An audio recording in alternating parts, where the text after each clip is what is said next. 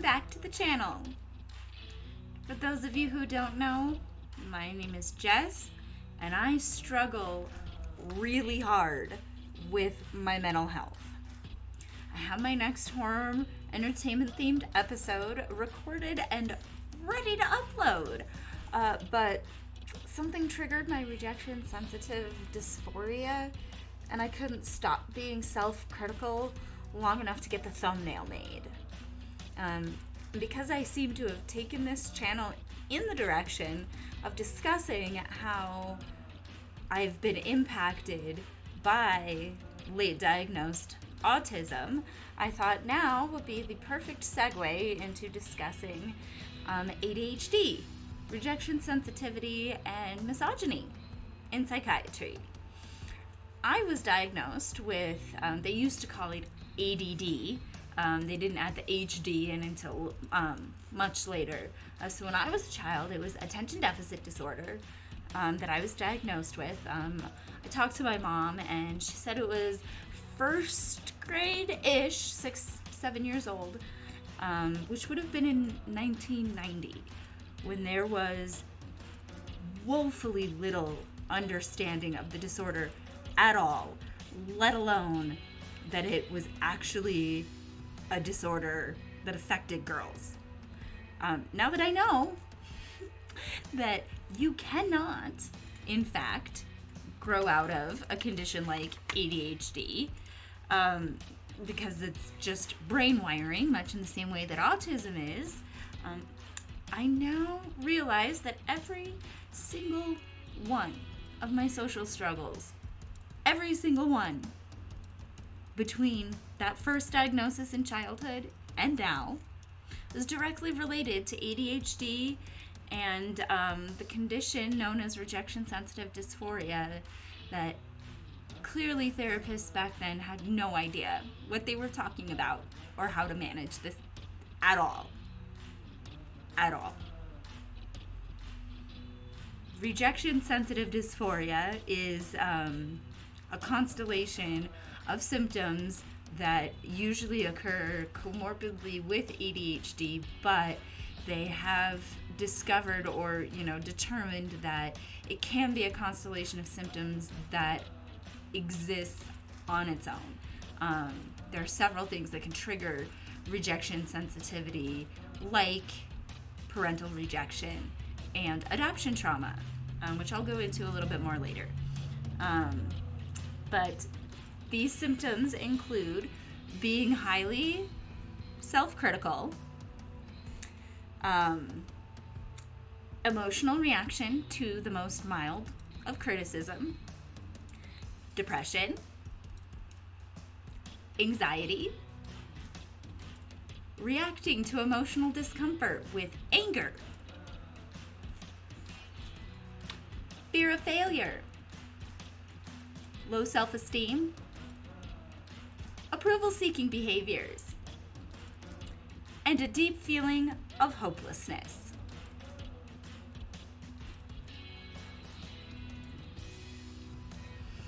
I've heard rejection sensitivity being described before as being an emotional third-degree burn survivor. To me, it feels like having an open wound, pouring salt in it, rubbing it with lemon juice, and then scraping over it with sandpaper. That's what rejection feels like to me. When I was a kid, I used to describe it to my mother as having a rot inside my stomach that just made me sicker and sicker until I did something about it, like lashing out, picking fights with my friends. I think that right there is the worst part of rejection sensitivity. The way that it snuck into every single good relationship that I had, every single one, and it just shredded them from the inside out. I've been wanting to discuss this for a while now, but I wasn't sure that I was prepared to handle the people that I'm talking about knowing that I'm talking about them publicly and talking about our relationship publicly. But that's also why I want to talk about it, because as you will see, as I'll describe later on, rejection sensitive dysphoria has made me do things and made me act in ways that were extremely abusive and really not the way that I am proud to say that I acted in the past. And there's someone in my life right now that is important enough to me that I want to make sure that I'm not going to make the same mistake, right? So the only way I can manage that is confronting the reason why I acted in those abusive ways. And taking, what these people have, because, even though I acted that way because of a disability, I still acted that way and I still caused harm, and that's harm that I need to own as the person who caused it. So that's, a huge part of why I'm just confronting this fear head on. And if these people ever do find out and, want to say something, then that is well within their right and they are valid, and I will hear it. So moving on, to be clear, I was diagnosed as a child, but because ADHD was never brought up again, I've been in therapy my whole life and it was never brought up again, so I just assumed over time that it no longer applied. I had no reason to doubt what the doctors had told me. And now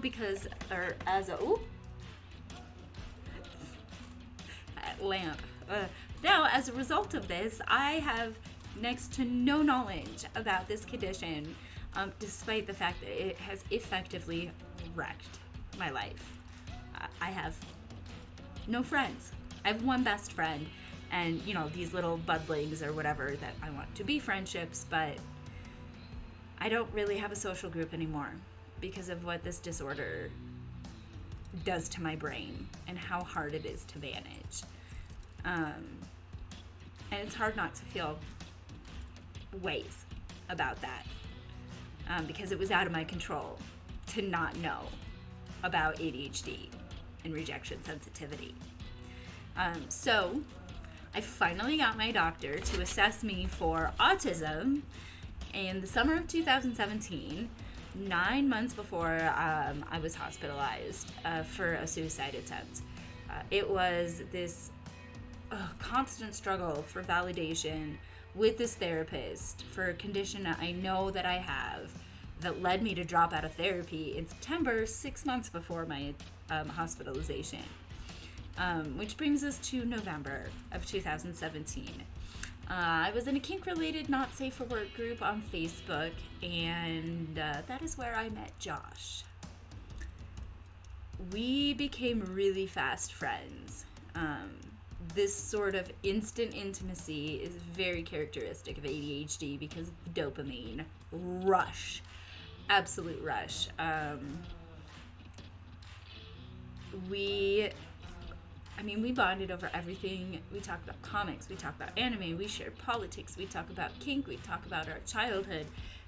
There was not any subject that we couldn't discuss. There was never any pressure for sex. As somebody who is asexual, that was important to me, like majorly important to me, because although I am sex favorable, it does take a good minute for me to really feel safe enough to give enthusiastic consent. So the fact that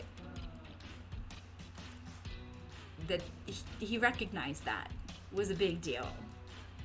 And he 100% respected my gender identity. One of the first things he asked me was if I needed to be called partner or boyfriend or whatever. And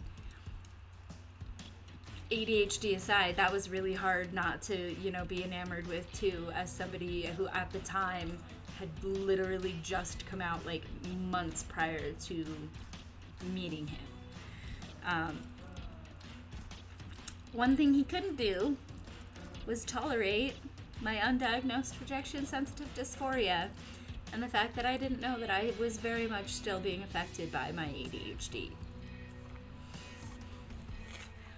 On December 23rd, 2017, we got into a fight because he didn't want to deal with me over the holiday and assumed I would understand since we'd only been together, or we'd only known each other for a month.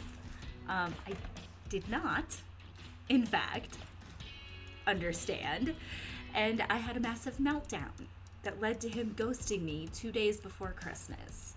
I don't think we really need to understand that much about rejection sensitivity to understand that that was devastating. Devastating. Not understanding why it felt like the worst agony is what started the spiral that led to my suicide attempt and ending up in the hospital. And that, like I said, is why I feel ways about being told that this was something that didn't happen to girls, that it was something that we would grow out of, or that it was another diagnosis being masked as ADHD. How can I not? This man was perfect for me. He was everything I could have looked for in a partner. And I ruined it because I didn't know what was going on in my own brain. Because of the doctors that lied. There's a TikTok video that I don't have this in my script, so I might be a little blah, blah, blah. But there's a TikTok video that I just saw that talked about how the person who coined the idea of the ADHD brain acknowledged that these traits are present in men and women.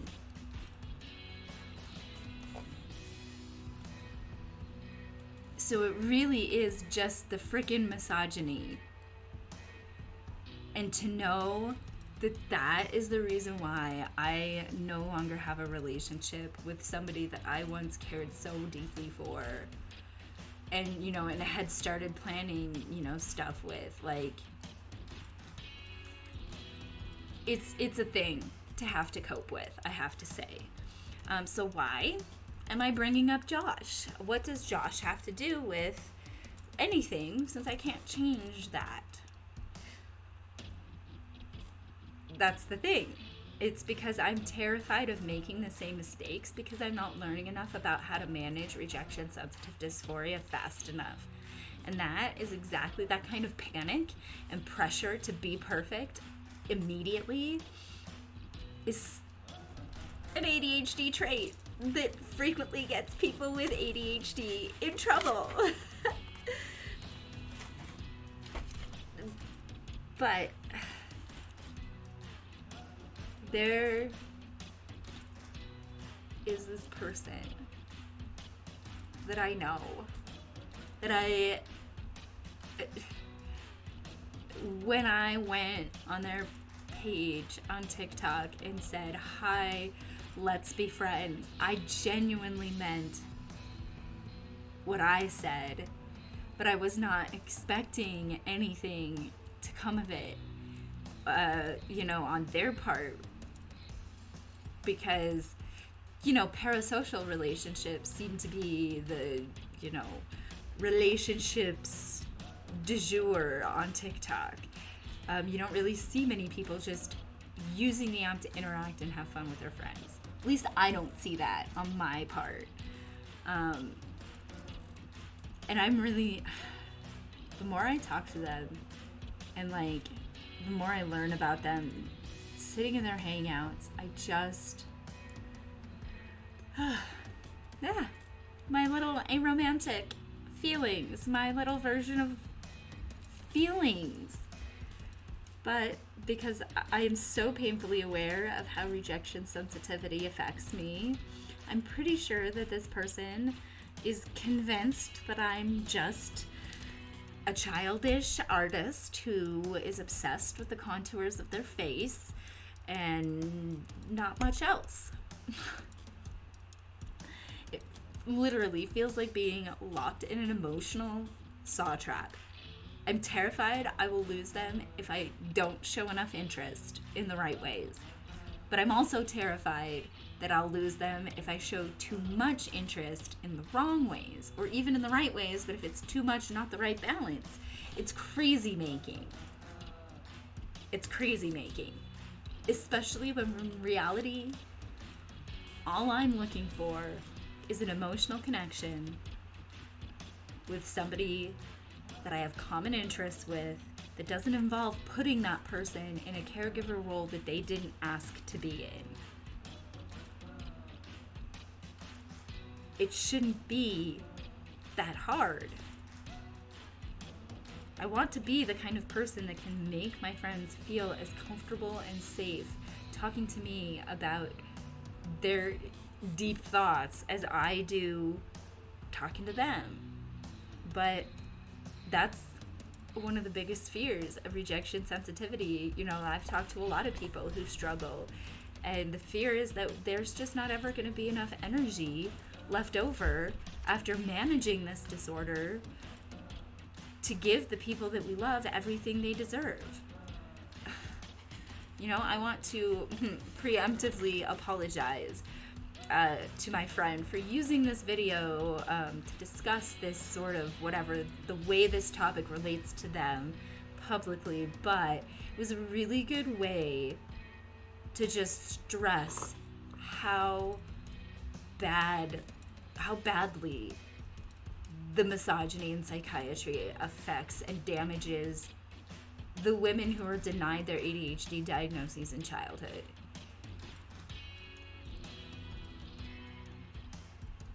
The idea also that I have to live with the stigma of bipolar disorder and a borderline personality disorder when I don't even have those disorders, and that's not even really what my struggle is about. I felt like this is the best way to bring awareness to that, because I am lucky. I am lucky that I am finally learning more about ADHD in time to properly nurture this new relationship in a way that won't end up making them another Josh. I'm lucky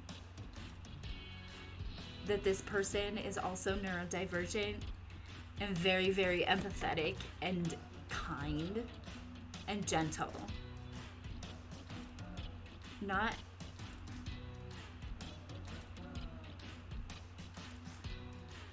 sorry, I lost my place in my script because I'm getting emotional. That's why I scripted it, so this wouldn't happen.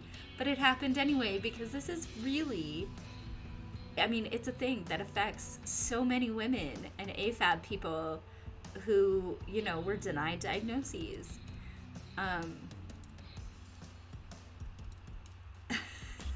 I was gonna say, but not everybody with a missed diagnosis is this lucky.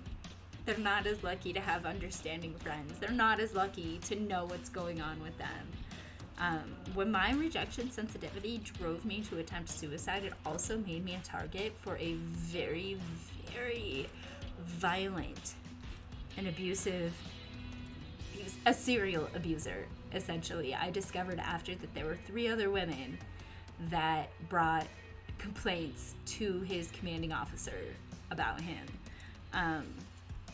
And the risk to be targets for these kind of abusers, for this kind of, behavior is 5 times higher for women with ADHD.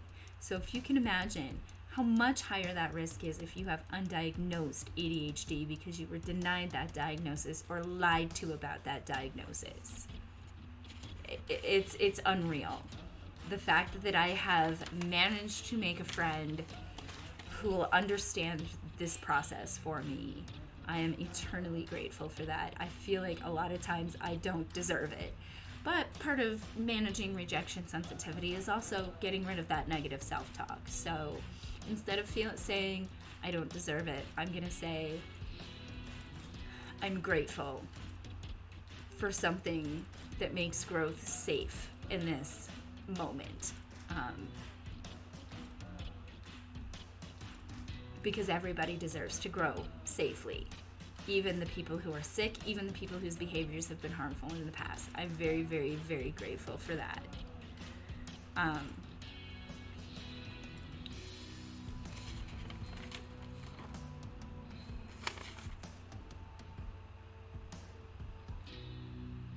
This is right where I wanted to stop the video, so I'm going to wrap it up.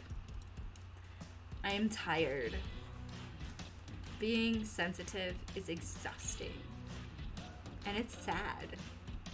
I want to be able to love like a normal person and to be able to learn and grow from constructive criticism instead of feeling like the world will never stop burning if I don't get something perfect on the first try.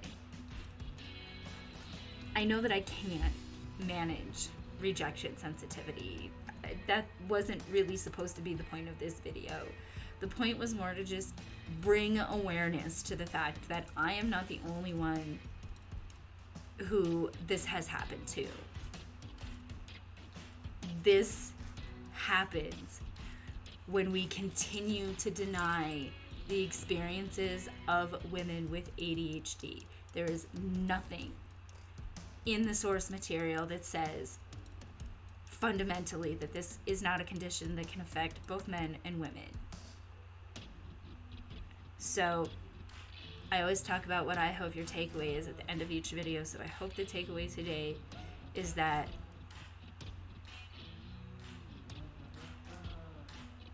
damage results, major damage results from the lies that we have all been fed about ADHD. Women and AFAB people can have ADHD. And also, if you struggle with rejection sensitivity, even if it has caused damage, it's still nothing to be ashamed of, as long as you are owning it and doing what you can to manage it and mitigate the damage that it causes. If you are interested in more content about being late diagnosed ADHD or autistic, don't forget to describe to the channel. Subscribe to the channel. There will also be upcoming horror entertainment related content, music review content, and art content. So make sure to come back, and if you don't already, follow me on social media so you don't miss things. I will see you in the next episode.